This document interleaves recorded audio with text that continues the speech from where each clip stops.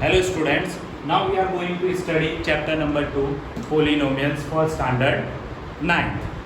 Now first question is about what is polynomials. ये polynomials क्या होता है? So poly and nomials दो different word है. Poly means many, poly means many, and nomial means term. So when we combine these two terms, so we get the meaning of polynomials, that is many terms. Polynomials means many terms. For example, एक example देखेंगे 3x cube plus 2x square plus 4x plus 5 equals to 0. These are the example of polynomials. Polynomials की बात करेंगे हम तो more than 3 terms. Polynomials में क्या आ जाएगा? More than 3 terms is known as polynomials. More than 3 terms is known as polynomials. But now the question is, the equation contain less than 3 terms, so what is known as? उसको हम क्या बोलेंगे? जो equation 3 number से 3 term से कम होता है उसे क्या बोलेंगे? तो देखना, first monomial. Monomial means the equation contain only one term. क्या? The equation contain only one term is known as monomial. For example, monomial का एग्जाम्पल देखेंगे हम 5x, ओनली वन टर्म. ये क्या हो गया? Only one term. अगर एक टर्म होगा ओनली वन टर्म तो उसे हम क्या बोलेंगे? मोनोमियल बोलेंगे. सेकेंड, अगर 2 टर्म होगा that is called binomial. Binomial means 2 terms. क्या होगा? Binomial means 2 terms. For example 5x plus 2, ये भी टर्म और ये भी टर्म, टोटल 2 terms. तो 2 terms होगा तो उसे क्या बोलेंगे हम? बाइनोमियल. क्या बोलेंगे?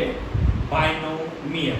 नाउ नेक्स्ट, अगर 3 टर्म हुए इक्वेशन में 3 टर्म हुआ that is known as trinomial.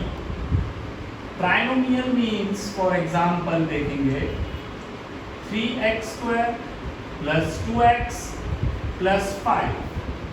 तो 3 टर्म है, first, second term and third term, total 3 terms. So that is known as trinomial. 3 terms means trinomials. Clear? Any doubt? No. Done? Perfect. And more than 3 terms.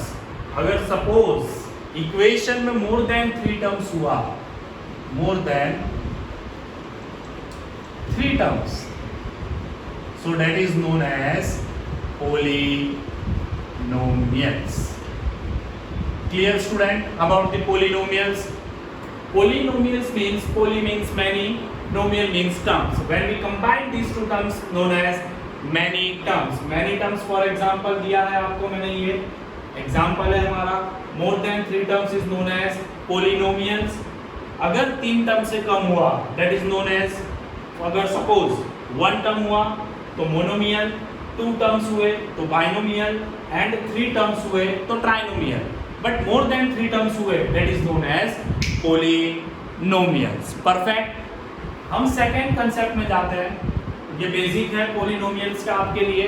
Now second concept. अब हम equations देखेंगे, equations के concept समझेंगे. Equation में terms क्या होते हैं, variables क्या होते हैं, कोएफिशिएंट क्या होता है, डिग्री क्या होता है, पावर क्या होते हैं एंड एक्सपोनेंट क्या होते हैं. तो एक छोटा सा एग्जांपल लेते हैं हम लोग.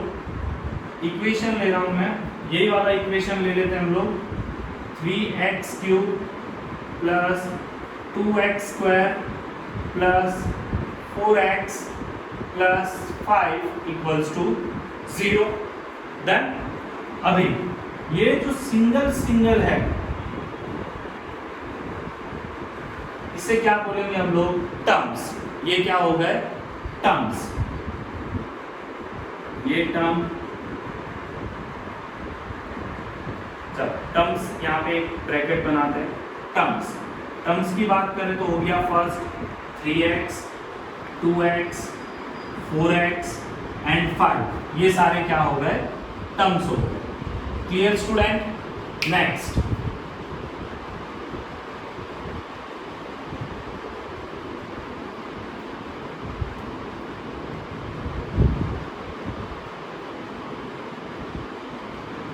ओके, टर्म्स क्लियर आपको। नेक्स्ट हम बात करेंगे वेरिएबल। वेरिएबल क्या होगा? ये जो अल्फाबेट्स होते हैं ये सारे क्या है? वेरिएबल। वेरिएबल यहाँ पे हो गया x। x क्या हो गया हमारा? वेरिएबल। Clear student? ओके, अब ये जो है ऊपर, इसे क्या बोलेंगे हम? एक्सपोनेंट या फिर पावर। क्या बोलेंगे? एक्सपोनेंट या फिर पावर। जो वेरिएबल के ऊपर होता है that is known as exponent और power. Then next, degree. Degree आपके लिए मोस्ट इंपॉर्टेंट टर्म है। What is the meaning of degree?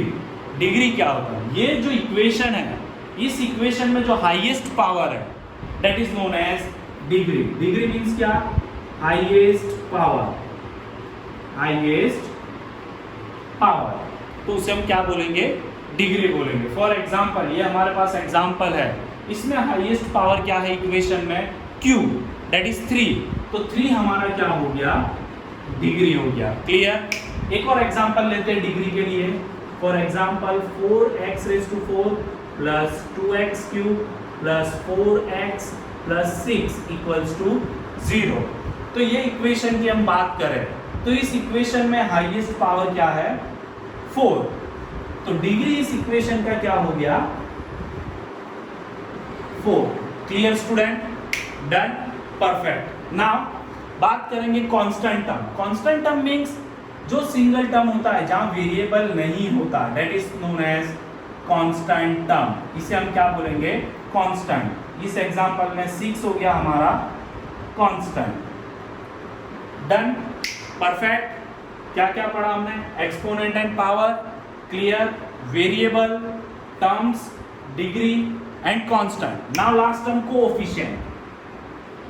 Coefficient मतलब क्या? वेरिएबल के साथ सपोज हम एक टर्म लेते हैं कोई भी 3x।